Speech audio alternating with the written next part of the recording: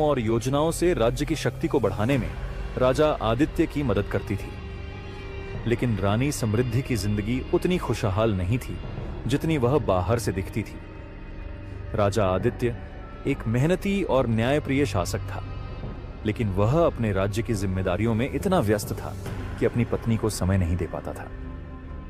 रानी के जीवन में एक अजीब सा खालीपन था।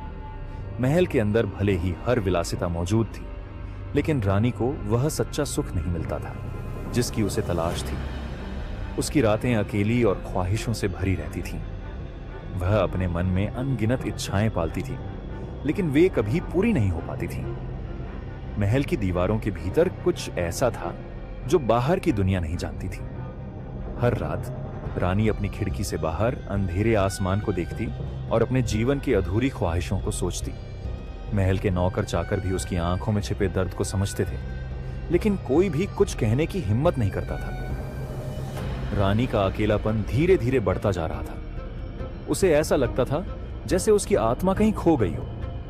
उसे अपने अंदर एक अजीब सी बेचैनी महसूस होती थी जिसे वह समझ नहीं पाती थी। एक दिन रानी ने फैसला किया कि वह महल से बाहर निकलेगी। वह अपनी बहन राजकुमारी नैना के साथ जंगल की सैर पर गई।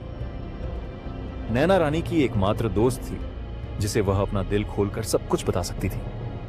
जंगल की ठंडी हवा और चिड़ियों की मधुर आवाज ने रानी के दिल को थोड़ी राहत दी, लेकिन अचानक उनकी नजर एक बूढ़े साधु पर पड़ी जो पेड़ के नीचे ध्यान में बैठा था।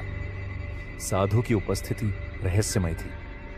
रानी ने साधु से पूछा, हे साधु, तुम कौन हो और इस सुनसान जंगल में क्या कर रहे हो? साधु ने अपनी आंखें खोली और धीमे स्वर में कहा, हे रानी, मैं यहां नहीं बल्कि तुम्हारे भीतर की बेचैनी को देखने आया हूं। तुम्हारी आंखें जो कहती हैं वह तुम्हारा दिल नहीं समझ पाता। रानी समृद्धि साधु के शब्दों से अचंभित थी। वह ठिठक कर खड़ी हो गई और उसकी बहन नैना भी घबराई हुई थी।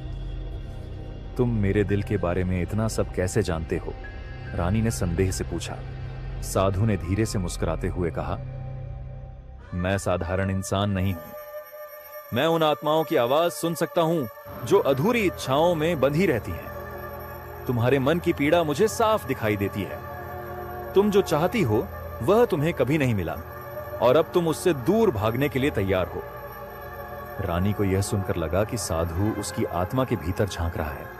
उसने अपने अभिमान को छिपाते हुए कहा, अगर तुम सब कुछ जानते हो तो बताओ कि मेरी इस बेचैनी का हल क्या है? साधु ने अपनी झोली से एक चमकीला चिराग निकाला। यह चिराग पुराना लग रहा था,